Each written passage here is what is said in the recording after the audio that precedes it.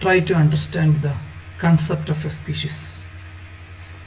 So it is a one fundamental question in biology. What is a species?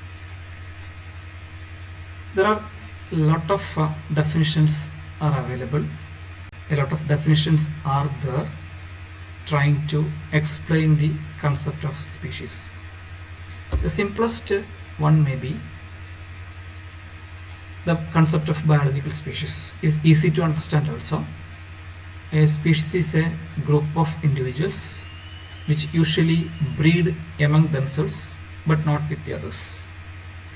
So it seems quite simple, but it is not easy to ensure that a particular species or a particular individuals are exchanging the genes or they are breeding among themselves. And this concept is applicable to most cases. About 80 to 90%, we can say that the biological species is the correct one.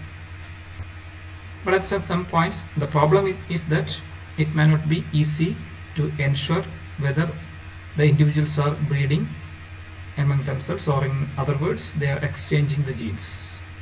Effective isolation mechanisms prevent the flow of genes from one species to the other. So all species know their own methods, or they have their own techniques to maintain their purity.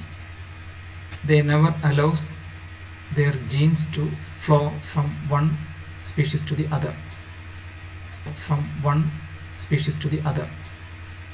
So there is some problem in that.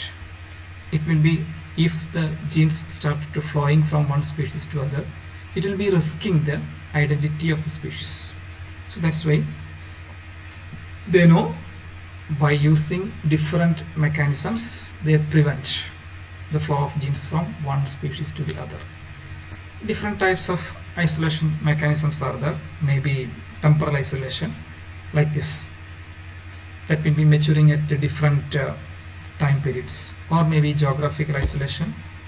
It is due to these isolation mechanisms the organisms or the species in general, they are maintaining their identity and purity. Say the mango or coconut may be occurring in the same place. The pollen grains of both are present on the air, or the chances are that the pollen grains of one species will be reaching on the stigma of the other plants. But they are not producing any hybrids in nature. See, we can say that we can't just see macanuts by cross-pollination. So it is because of the effective isolation mechanism that's working. The different types of mechanisms are there. The isolation mechanisms may be of spatial, that means separate in area, or by morphological peculiarities, or cytological features, or sometimes the physiological features, and at times the genetic structure. They are also preventing, or their peculiarities, they are acting as the most suitable isolation mechanism. Another aspect we have to consider: number of individuals of that species. It may be varying. Some species are with a large number of individuals and distributed across a wider area. So some species may be occurring in many continents, distributed in larger areas, and some other species which may be with few individuals and confined to a small area. So the significance of distribution is that a species may be having one population confined to a single locality, just like the species one which is confined to a small area, just like an island or something like that. Or some species may be having different populations present across a larger area. It may be spreading across different latitudes and longitudes. Sometimes it may be in close contact, or sometimes it may be having widely separated with some geographical structures in between. When it is having fewer individuals and confined to a smaller area, it is having lesser amount of variations.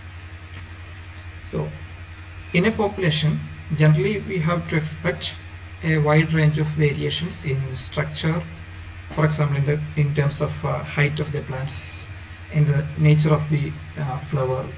So slight variations could be seen. But the gene flow, that means they may be breeding, or they may be breeding freely and ensuring the gene flow either by mating or by pollination. When the species is distributed across a wider area, which will be having a large number of individuals and which may show high degree of variations in their structure and behavior also at times.